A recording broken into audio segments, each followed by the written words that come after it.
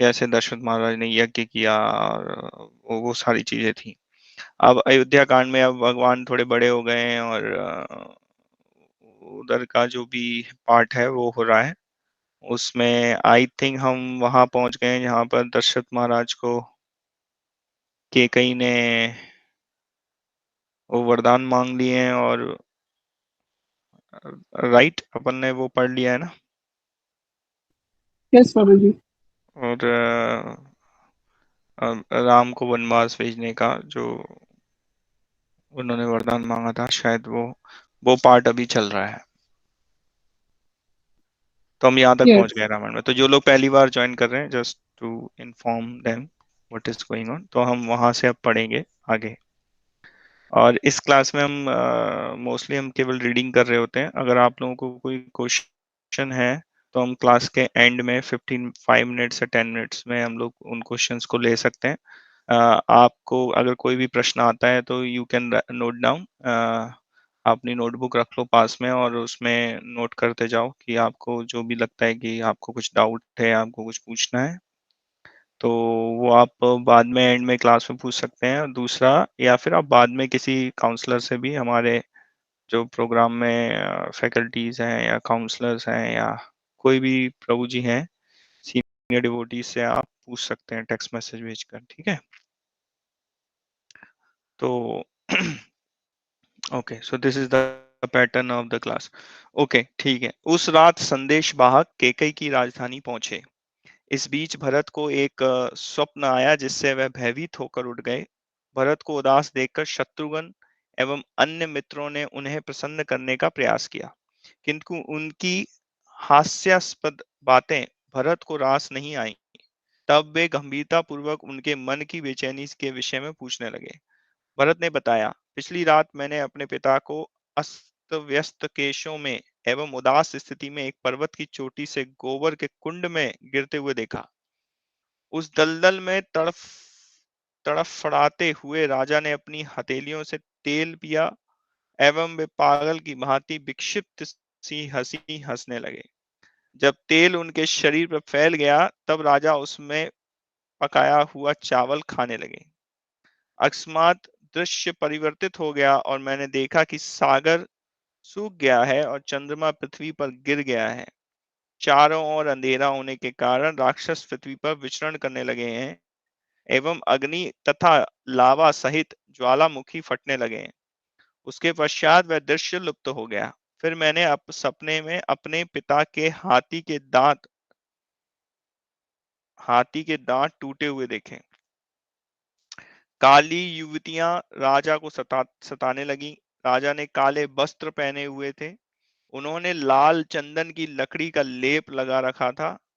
लाल पुष्पों की माला पहने हुए वे लोहे के सिंहासन पर बैठे थे। अंत में मैंने गधों द्वारा खींचे जाने वाले एक रथ को देखा जो मेरे पिता को दक्षिण की ओर ले जा रहा था। इस प्रकार के दुख स्वप्न को देखने से मैंने यही निष्कर्ष निकाला है कि मेरे पिता, मेरा कोई भाई अथवा स्वयं मैं अवश्य ही मृत्यु को प्राप्त होने वाले हैं। अब भी अकारण ही निरंतर मेरे हृदय में भय व्याप्त है। मेरा स्वर रुक्ष हो गया है एवं रंग फीका पड़ गया है। मैं मानसिक असंतुलन का अनुभव कर रहा हूँ तथा मुझे लज्जा एवं घृणा का अनुभव हो रहा है, किंतु इन सभी प्रतिक्रियाओं का कोई स्पष्ट कारण नहीं है। वस्तुतः यों यों मैं विचार करता हूँ त्यों तो यह विश्वास होता जा रहा है कि यह दुख स्वप्न किसी आसन आपत्ति का संकेत है। जब महाराज भरत बोल रहे थे तभी अयोध्या से संदेशवाहक उनके कक्ष में प्रविष्ट हुआ। प्रणाम करके उसने संदेश दिया, हे राजकुमार, मंत्रियों एवं वशिष्ठ ने आपको अयोध्या बुलवाया है। इस समय वहां आपकी उपस्थिति अत्यंत आवश्यक है। जब भरत ने अपने माता पिता का कुशल क्षेम पूछा तब उन्होंने बताया कि सब कुशल मंगल है। अविलंब प्रस्थान की तीव्र इच्छा से वे उठे तथा अपने नाना एवं मामा से अनुमति मांगी। जाते समय महाराज अश्वपति ने भरत को अनेक बहुमूल्य उपहार दिए, किंतु वशिष्ठ के अत्यावश्यक संदेश के कारण उन्होंने उस और कोई ध्यान नहीं दिया। इसके अतिरिक्त सपने में हुआ पूर्वाभास भी उन्हें चिंतित कर रहा था। भरत शत्रुघ्न को लेकर रथ पर चढ़े और उन्होंने सुरक्षा के लिए भेजी गई सेना सहित शीघ्र ही प्रस्थान कर दिया।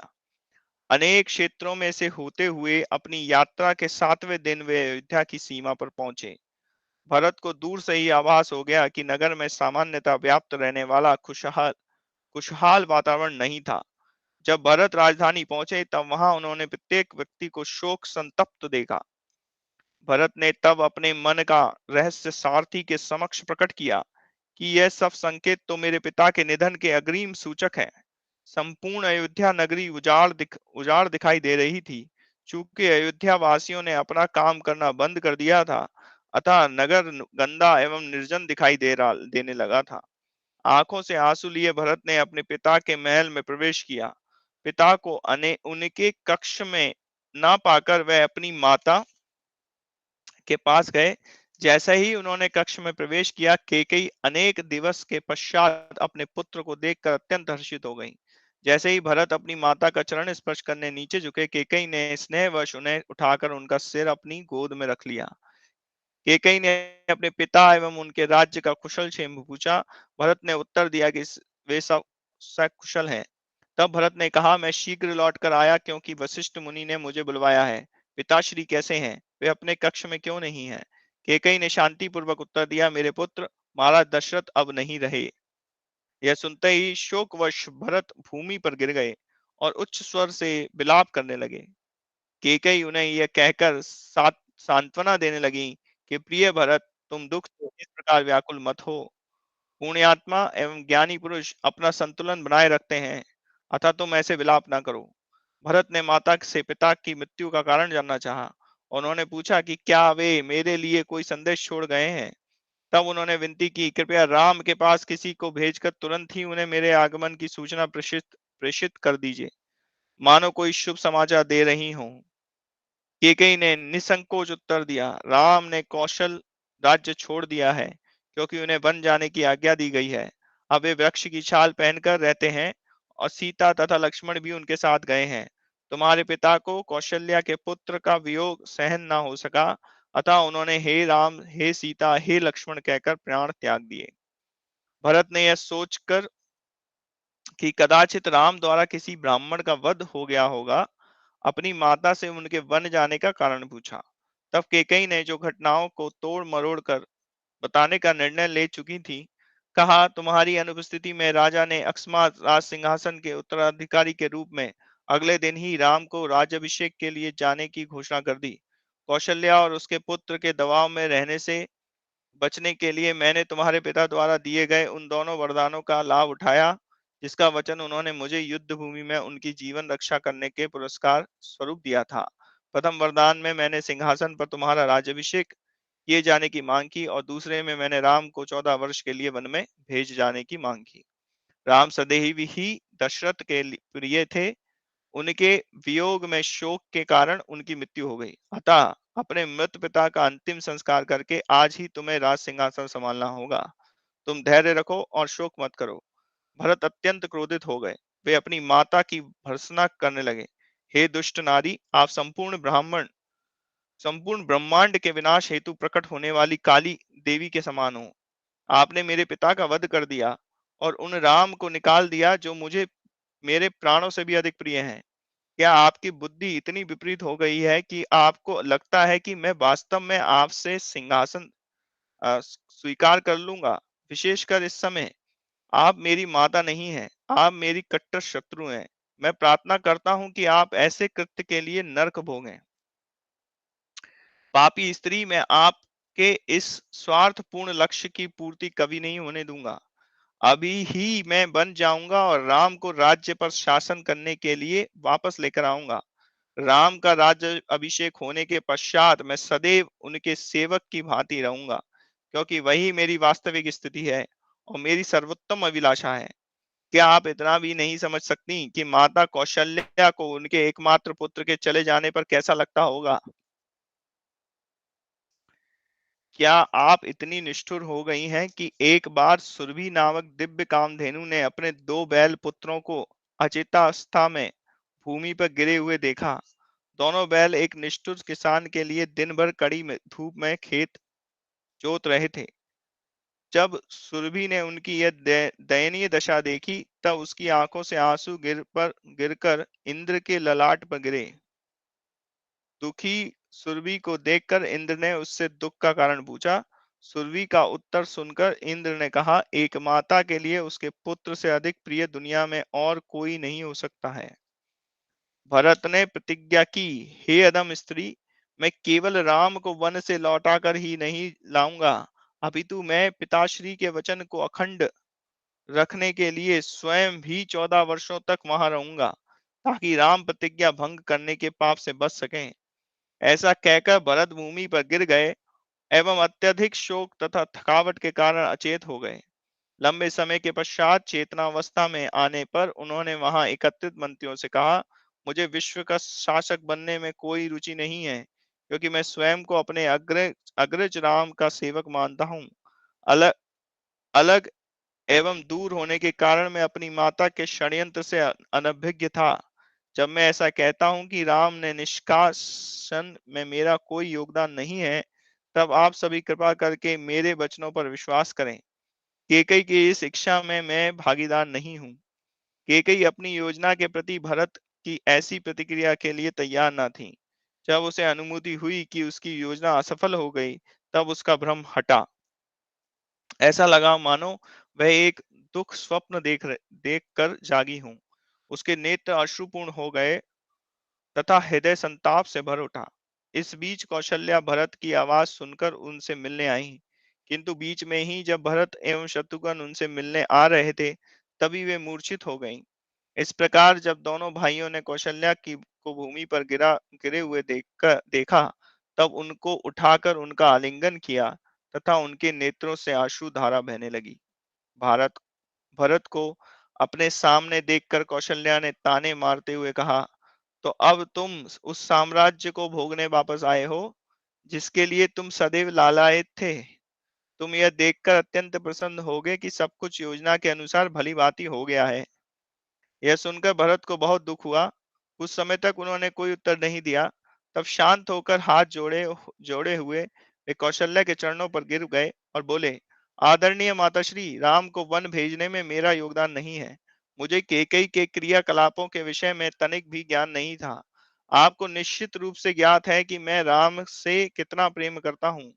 क्या आप देख नहीं सकते कि मैं राम के वन जाने और पिताश्री के निधन से कितना दुखी हूँ। आपको मेरे निर्दोष होने का आश्वासन दिलाने के लिए मैं शपथ लेकर कहता हूं कि जिसने भी राम को वन भेजे जाने का अधम योजना बनाने में सहायता की है, वह वही फल भोगे जो किसी को राजा, गाय, स्त्री, शिशु एवं किसी वृद्ध की हत्या किए जाने के कारण भोगना पड़ता है। उसे मदिरापान, स्त्रियों की संगति, मांस भक्षण एवं जुआ खेलने की लत लगे। देवता समान मनुष्य उसे त्याग दें और वह संतानहीन रहे। उसे वही दंड मिले जो घर जलाने का अपराध करने वाले को, विश्वासघाती मित्र को तथा अन्यायपूर्ण मध्यस्थता करने वाले को मिलता है। उसे वह पाप लगे जो किसी प्यासे को पानी नहीं देने से मिलता है और गर्भ धारण हेतु आई पत्नी का त्याग करने से मिलता है। हे माता, राम ही मेरे जीवन एवं मेरे अस्तित्व हैं। वही मेरी आत्मा है और उनकी सेवा के प्रति समर्पण के अतिरिक्त मेरा कोई उद्देश्य नहीं है।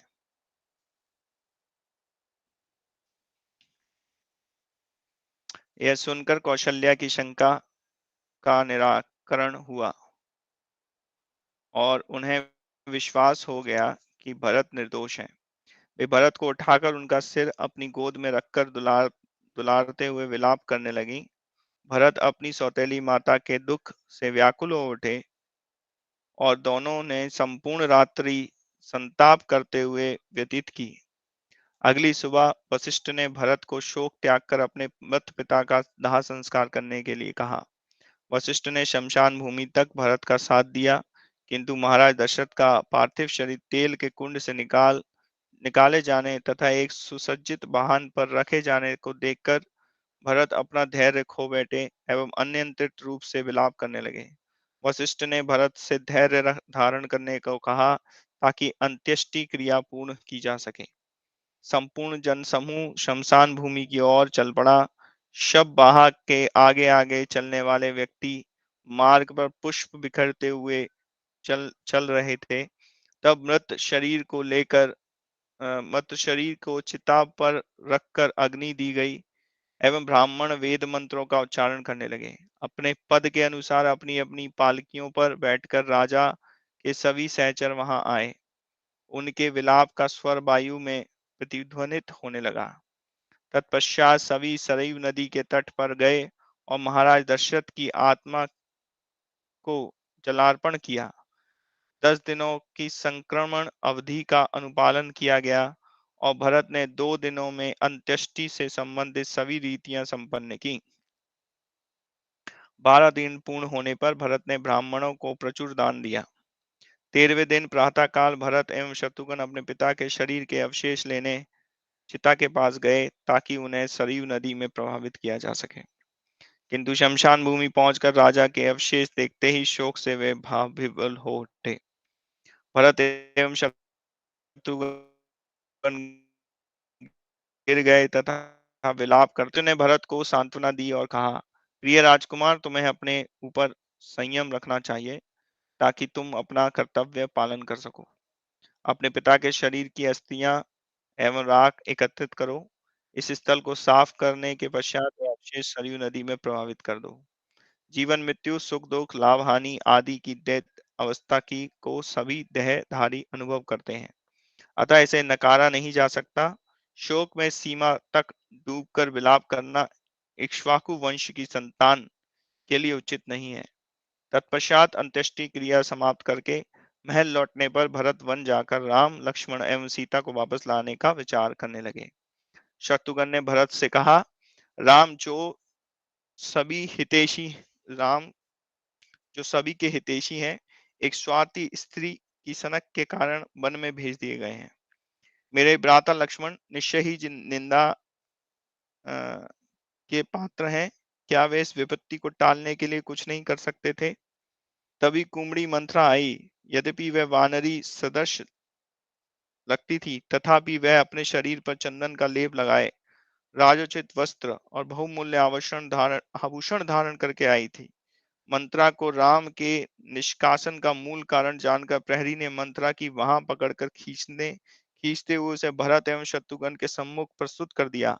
वह बोला, यही वह नीच नायन है जिसने राम के निष्कासन हेतु कैकेयी को उदीपित उदीप्त किया। हे राजकुमार, इसी ने रानी के हृदय में ईर्ष्या की ज्वाला उदीप्त की एवं आपके पिता की अधिक बधिक बनी।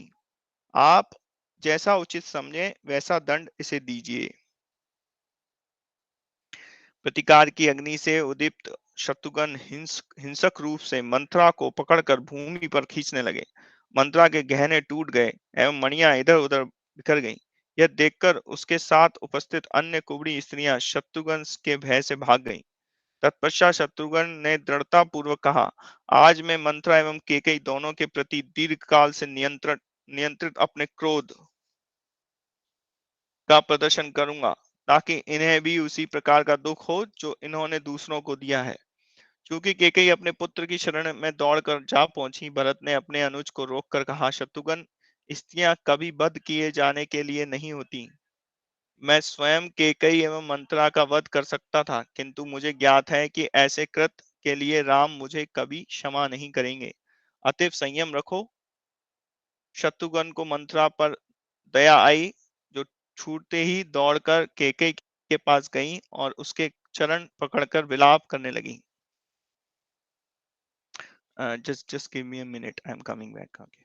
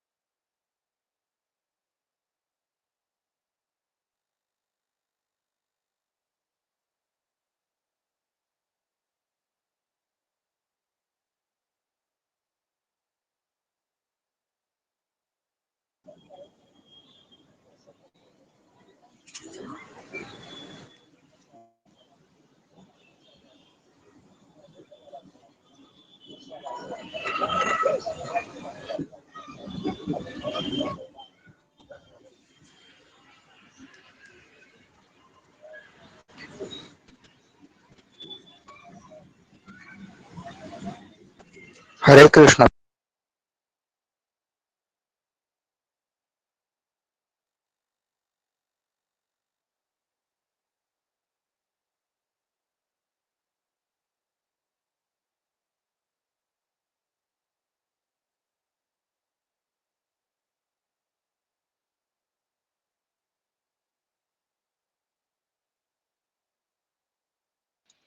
Hare Krishna.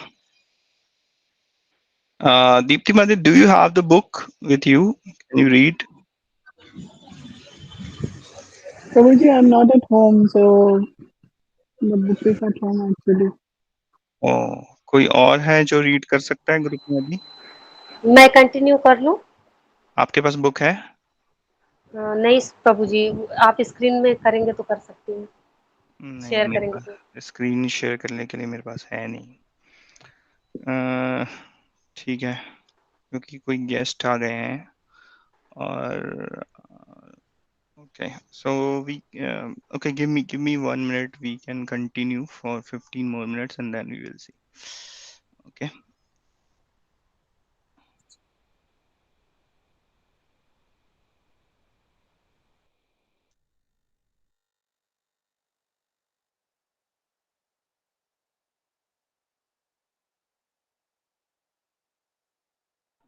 Hare Krishna, Dipti Mataji.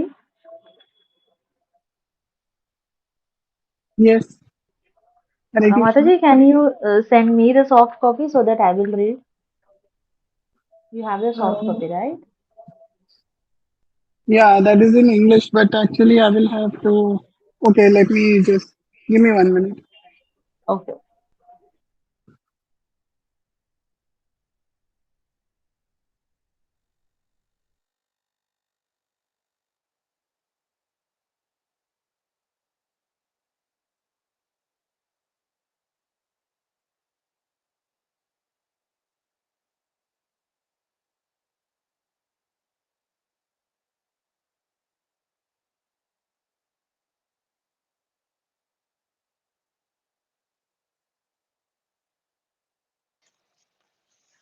Hare Krishna. Okay, let's continue. हाँ, कहाँ पर थे हम लोग? ओके। शत्रुघ्न को मंत्रा पर दया आई और जो छूटते ही दौड़कर केकई के पास गई और उसके चरण पकड़कर बिलाप करने लगी। मंत्रा को जीवन दान देकर भरत ने धार्मिक सिद्धांतों के प्रति अपना समर्पण एवं अपने दयालु स्वभाव दोनों को ही प्रदर्शित किया। भगवान के भक्त सद्गुणों के स्वामी होने के कारण सदैव ही कृपालु होते हैं। यद्यपि मंत्रा राम, सीता एवं लक्ष्मण के निष्कासन, दशरथ की मृत्यु तथा प्रजा की अतिशय शोक इन सभी का कारण थी, किंतु धार्मिक सिद्धांतों का अनुपालन करने के कारण ही भरत ने उसे जीवन दान दिया। यद्यपि उसने धार्मिक सिद्धांतों का उल्लंघन किया, किंतु सिद्धांतों ने उसकी उसी प्रकार रक्षा की जिस प्रकार वे धर्म पालन करने वाले धार्मिक व्यक्तियों की रक्षा करते हैं। अगले दिन भाट इस आशा में कि भरत राजा बनने वाले हैं, उनका गुणगान करने आए, किंतु उनके द्वारा की जाने वाली स्तुति से भरत का शोक और बढ़ गया। भरत ने उनको रोका और कहा, मैं अयोध्या का शासक नहीं हूँ। उसी समय वशिष्ठ अपने शिष्यों सहित राजसभा में प्रविष्ट हुए और दूतों को आज्ञा दी कि वे भरत, मंत्रियों, सेनाध्यक्षों एवं अन्य महत्वपूर्ण व्यक्तियों को बुलावा लाएं। भरत ने वहां पहुंचने पर उनका उसी प्रकार स्वागत किया गया जैसा कि उनके पिताश्री का किया जाता था। फिर वशिष्ठ ने भरत से कहा हे राजकुमार, चूंकि राम एवं लक्ष्मण वन में निष्कासित कर दिए गए हैं एवं आपके पिता का निधन हो गया है, अतः शासक के बिना साम्राज्य में जीवन अस्त-व्यस्त हो गया है। मुझे ज्ञात है कि आप केकई के षड्यंत्र से अनभिज्ञ हैं। आप निर्दोष हैं, तथापि महाराज दशरथ के उत्तराधिकारी के रूप में आपका चयन किया जा चुका है। सभी प्रबंध पूर्ण हो चुके हैं तथा प्रजा प्रतीक्षा कर रही है। कृपया आप अपनी सहमति दें ताकि हम आज ही के दिन आपका राज्याभिषेक करें। भरत को यह प्रस्ताव सुनकर पीड़ा हुई। अपने आंसू रोकते हुए उन्होंने वशिष्ठ को उत्तर दिया, हे ऋषियों में श्रेष्ठ, आपको हमारे परिवार की यह रीति भली भांति ज्ञात है कि सिंहासन ज्येष्ठ पुत्र को ही सौंपा जाता है। मैं सौंपा जाना चाहिए। मैंने बलपूर्वक राम से सिंहासन लेने का विचार कदापि नहीं किया, क्योंकि मैं स्वयं को राम का एक तुच्छ तुच्छ सेवक समझता हूँ। मैं राम को अविलंब अयोध्या लौट आने के लिए सहमत करने वन में जाना चाहता हूँ। यदि मैं ऐसा नहीं कर पाता हूँ तो लक्ष्मण की भांति उनके साथ रह जाऊंगा। अतएव आप आवश्यक मार्ग के निर्माण हेतु अभि अभियंताओं एवं सेना को आदेश दें ताकि हम निर्विघ्न प्रस्थान कर सकें। भरत का ऐसा भावुक निवेदन सुनकर सभी की आंखों में आंसू आ गए। उनके निर्णय से सभी प्रसन्न थे। उनकी सहमति पाकर भरत ने मन का भार उतर उतर गया और उनके नेत्रों से हर्ष के आंसू बहने लगे। भरत की ऐसी अभिलाषा का समाचार सुनकर सभी प्रसन्न हुए। तत्पश्चात मंत्रियों ने अनेक अभियंताओं एवं एवं श्रमिकों को बुलवाया। शीघ्र ही श्रमिकों का समूह नगर से वन की ओर जाने वाले मुख्य मार्ग का निर्माण करने के लिए चल पड़ा। पहले श्रमिकों ने वृक्ष को काटा एवं जड़ों को उखाड़कर तथा गड्ढों को भरकर भूमि को समतल किया।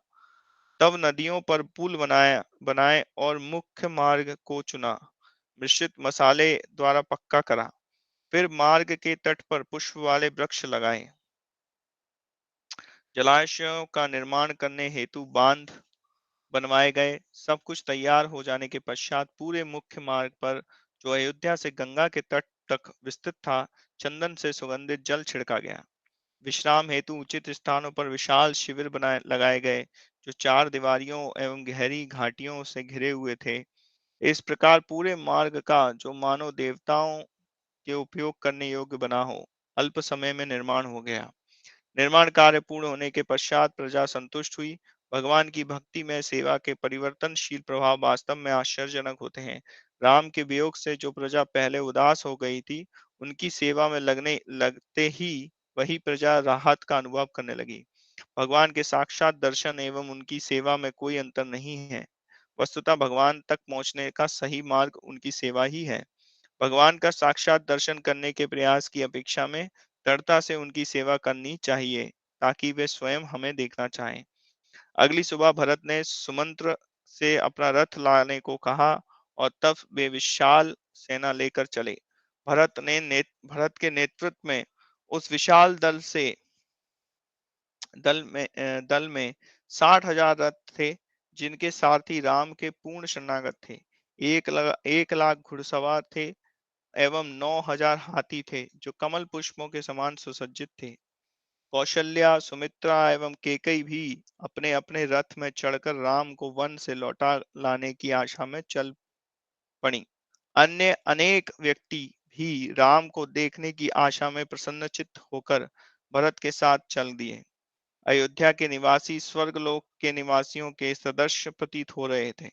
उन्होंने अपने सबसे सुंदर वस्त्र पहने थे, सुगंधित पुष्पों की मालाएं धारण की थीं एवं शरीर पर चंदन का लेप लगाया था। रथ ऐसे प्रतीत हो रहे थे मानो दिव्य विमान हों, और एवं हाथी इस प्रकार से आगे बढ़ रहे थे मानो किसी चमकती धूप वाले दिन में बादल वायु से भगाए जा रहे हों। जब वह दल गंगा नदी के तट पर पहुंचा, तब वे सभी रात्रि व्यतीत करने के लिए वहां रुक गए। अवसर प्राप्त होने पर भरत ने अपने स्वर्गीय पिता को गंगा जल अर्पित किया। जब गुह ने विशाल सेना सहित भरत को वन की ओर जाते देखा, तब उसे शंका हुई कि कहीं उनका प्रयोजन राम पर आक्रमण करने का तो नहीं है।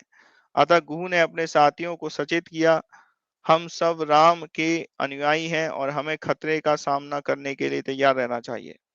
सावधानी के तौर पर 500 नावों की सुरक्षा के लिए प्रत्येक नाव के लिए 100 सैनिक भेज दिए गए। यदि भी आवश्यकता हो तो हम सब भरत को गंगा पार करने से रोक सकते हैं। अनेक उपहार लेकर गुह भरत का वास्तविक उद्देश्य ज्ञात करने की आशा में उनसे मिलने पहुंचे। जब सुमंत्र ने गुह को आते हुए देखा, तब उन्होंने भरत को बताया कि निषाद राज राम के मित्र हैं। गुह के पहुंचने पर भरत ने उनका अतिथि सत्कार करके उनसे भरद्वाज के आश्रम का मार्ग पूछा। गुह ने कहा, आप निश्चिंत रहें, मैं आपको ऐसा मार्ग बताऊंगा कि आप सभी को तनिक भी कष्ट नहीं होगा। किंतु कृपया पहले मुझे स्पष्ट कहें कि आप किस उद्देश्य से राम को मिलने जा रहे हैं। आपके साथ इतनी विशाल सेना को देखकर ऐसा लगता है मानो आप राम से युद्ध करने जा रहे हो। भरत ने उत्तर दिया, प्रिय गुरु, आपके दोषारोपण से मुझे दुख होता है। मैं राम को अयोध्या वापस ले जाने के लिए आया हूँ, ताकि उनका राज्याभिषेक किया जा सके। कृपया आप मेरे वचनों पर विश्वास कीजिए। तब चूंकि रात्रि हो चुकी थी, सभी विश्राम के लिए तैयार थे। तब भरत अपनी शैया पर गए। तब गुरु उनके पास आकर बोले, जब राम यहाँ पर सीता लक्ष्मण के साथ आए थे, तब वे हमारे द्वारा बनाए हुए सूखे पत्तों की शैया पर सोए थे। जब राम एवं सीता सो गए, तब लक्ष्मण और मैं पूरी रात जागकर चर्चा करते रहे। राम को नंगी जमीन पर सोते देखकर लक्ष्मण किसी भी प्रकार की सुविधा स्वीकार करने के लिए तैयार न थे। अगली सुबह राम एवं लक्ष्मण ने वट के वृक्ष से निकलने वाले चिपचिपे द्रव से अपने बालों की जटा बनाई और गंगा पार की। यह सुनकर कि राम ने अपने बालों की जटा बनाई, भरत को बहुत दुख पहुंचा। उन्हें भय लगा कि उनके अग्रज अयोध्या नहीं आना चाहेंगे। अतः भय से व्याकुल होकर भरत अकस्मात मूर्छित हो गए। कौशल्या जो निकट ही बैठी थी, उनकी सहायता के लिए आई। 1 घंटे के पश्चात ही भरत की चेतना आई। जब उन्होंने अपनी चिंतित सौतेली माता को देखा, तब उन्होंने उन्हें आश्वस्त किया कि उन्हें राम के विषय में कष्टप्रद बातें सुनने के कारण मूर्छा नहीं आई थी। भरत ने निवेदन करने पर घू ने वह सब कह सुनाया जो राम ने वन जाते हुए किया था। तब वे भरत, शत्रुघ्न और उनकी माताओं को उस स्थान पर ले गए जहां राम एवं सीता ने विश्राम किया था। उन्होंने उनको वह उन्होंने उनको वह कुश की घास दिखाई जो राम एवं सीता शरीर के भार से कुचली गई थी। यह देखकर सभी को दुख हुआ, क्योंकि उन्हें स्मरण हुआ कि राम किस प्रकार राजोचित वैभव सहित आनंद से विश्राम करते थे। विशेषकर भरत को अधिक दुख पहुंचा, क्योंकि वे स्वयं को राम, सीता एवं लक्ष्मण के इन कष्टों का कारण मान रहे थे। भरत ने स्वयं को धिक्कारा एवं सोचा कि उन्हें भी तुरंत बालों की जटा बनाकर भूमि पर लेट जाना चाहिए और इस प्रकार वनवास में राम का स्थान ले लेना चाहिए। अगली सुबह भरत ने जटा धारण की एवं वृक्ष की छाल से बने वस्त्र धारण करके घू से निवेदन किया कि वे गंगा पार करवाने में उनकी सहायता करें। तत्पश्चात मनुष्यों एवं अश्वों की संपूर्ण सेना ने नाव पर गंगा पार की तथा हाथी तैर कर गए। सुरक्षित रूप से नदी के दूसरे तट पर पहुंचकर भरत कुहू के मार्गदर्शन में भरद्वाज के आश्रम की ओर बढ़े। जब भरत वह उस महान ऋषि की कुटिया के निकट पहुंचे, तो सेना को प्रतीक्षा हेतु 2 मील की दूरी पर छोड़कर वशिष्ठ एवं शत्रुघ्न को साथ लेकर पैदल आगे बढ़े। जब भरद्वाज ने वशिष्ठ को अपने आश्रम में प्रवेश करते हुए देखा, तब अति शीघ्र उनका अभिवादन करने उठे।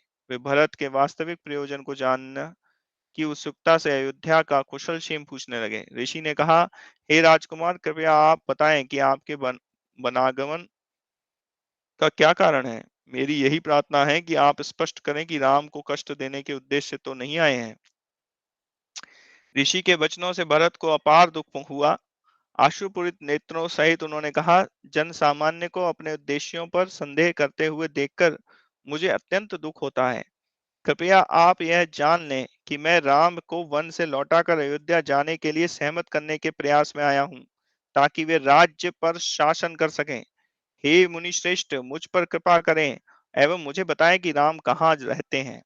तब भरद्वाज ने उत्तर दिया, हे राजकुमार, मैंने अपने योग बल से आपके उद्देश्य का पता लगा लिया था। मैंने आपकी जांच मात्र औपचारिकता के लिए की है। आपके अग्रज राम चित्रकूट पर्वत पर निवास कर रहे हैं। आप कृपया रात्रि का विश्राम यहीं करें। कल आप अपनी यात्रा पुनः आरंभ कीजिए। भरत ने भरद्वाज का अतिथि सत्कार स्वीकार किया। तब ऋषि ने भरत से उनकी संपूर्ण सेना को आमंत्रित करने का आग्रह किया ताकि वे उनके मनोरंजन की व्यवस्था कर सकें। तब सैनिक अब उनके आश्रम पर आए। तब भरद्वाज ने विश्वकर्मा, इंद्र, यमराज, वरुण तथा कुबेर सहित सभी से प्रार्थना की कि वे उनके अतिथियों का स्वागत सर्वोत्तम रीति से करने के लिए आवश्यक सामग्रियों की आपूर्ति करें। तत्पश्चात तुरंत ही सुगंधित वायु बहने लगी। स्वर्ग से सुगंधित पुष्पों की वर्षा होने लगी। अप्सराओं के नृत्य तथा गंधर्वों के गीत के साथ दिव्य नगाड़ों की ध्वनि गूंजने लगी। विश्वकर्मा के प्रबंध से तुरंत ही 40 मील व्यास तक का समूचा क्षेत्र फल एवं पुष्पों से लदे वृक्षों से भर गया। अद्भुत रूप से 4 कक्ष वाले भवन एवं अस्तबल दिखाई देने लगे। साथ ही साथ एक राजमहल तैयार हो गया, जिसमें सज्जा, खाद्य, वस्त्र एवं विनोद की वस्तुओं सहित हर कल्पनीय सुविधा उपलब्ध थी। भरत ने अपने पुरोहित और एवं मंत्रियों सहित उस भव्य महल में प्रवेश किया। जैसे ही वे राज सिंहासन की ओर बढ़े, उन्होंने राम का ध्यान किया, मानो राम वहां बैठे हुए हों। मन में ऐसा सोचते हुए भरत ने उस सिंहासन की परिक्रमा करते करके उसे प्रणाम किया। तब सभी अपने अपने स्थान पर बैठ गए। तब भरत एक चांवर उठाकर मुख्यमंत्री के स्थान पर बैठ गए। इस बीच भरद्वाज ने दिव्य शक्ति का उपयोग करके खीर की एक नदी का निर्माण किया, जो अनेक उनके आश्रम के बीचों बीच से प्रभावित होती थी। ब्रह्मा एवं कुबेर दोनों ने 20,000 स्त्रियां भेजी, जिनके आलिंगन से पुरुष को ऐसा आभास हो कि मानो उत्तेजना से पागल उठो। गंधर्वों के प्रमुख भरत के लिए राम का यशोगान करने करने आए। भरद्वाज ने स्वर्ग के वृक्षों को विभिन्न वाद्य यंत्रों से उनका साथ देने हेतु बुलवाया। जब भरत का इस प्रकार मनोरंजन किया जा रहा था, तब सैनिकों के लिए भी भरपूर मनोरंजन की व्यवस्था की गई थी। अप्सराएं अपने सुरीले स्वर से उनके लिए गीत गा रही थीं एवं उनसे मदिरा पीने एवं खीर खाने का आग्रह करती थीं। 7-8 युवतियां प्रत्येक व्यक्ति की मालिश करने के में लगी थीं। फिर वे उन्हें जल से स्नान कराती। अन्य युवतियां योद्धाओं को एकांत से लेकर मदिरा देती, उनके पैरों की मालिश करती। घोड़ों को भी शहद में डुबाया हुआ अनाज खिलाया गया। जब मदिरा पीकर सैनिक उत्तम होठे हर्षातिक तरीके करने लगे, यह स्वर्ग है। हम सब अब वन में या लौटकर अयोध्या नहीं जाना चाहते। इस प्रकार से अप्सराओं के साथ सैनिक विविध प्रकार के आमोद प्रमोद से अत्यंत संतुष्ट हुए। सहस्त्रों सैनिकों को तो गाते, हंसते, नाचते हुए इधर उधर दौड़ते हुए देखा गया। इस अमोद प्रमोद से वे इतने विस्मित थे, मानो वे सभी किसी सुखद स्वप्न का आनंद ले रहे हों। ऐसा लगा कि रात्रि शीघ्र ही व्यतीत हो गई। सुबह होते ही गंधर्व, अप्सराएं एवं दिव्य वृक्ष ने भरद्वाज से अनुमति ली एवं वे अपने अपने लोकों को चले गए। फिर भरत अपनी माताओं सहित चित्रकूट की दिशा जाने के लिए भरद्वाज के पास गए। भरद्वाज ने देखा कि उस समूह में एक स्त्री दुख से क्षीण हुई सी दिखाई पड़ रही है। तभी एक अन्य स्त्री ने आकर उनके चरण स्पर्श किए और तीसरी स्त्री लज्जावश अपना सिर झुकाए खड़ी थी। उनकी रुचि देखकर भरत ने बताया, ये कौशल्या है, जो मेरे पिता की ज्येष्ठ विधवा है। ये सुमित्रा है, जो लक्ष्मण एवं शत्रुघ्न की माता है। यह स्त्री जो असभ्य, क्रूर, अभिमानी और पापी है, केकई है, राम के वनवास का कारण है। अतः हम सब की वर्तमान दयनीय दशा के लिए उत्तरदायी यही है।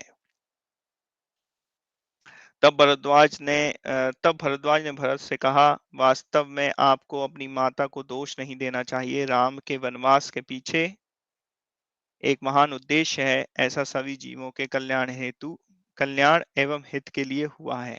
तत्पश्चात भरत ने भरद्वाज ऋषि की परिक्रमा की एवं अपनी सेना को प्रस्थान करने की आज्ञा दी। पैदल सेना के दलों, घोड़ों, रथों एवं हाथियों के आगे बढ़ने के कारण सभी वन्य प्राणी भय के कारण पलायन कर गए।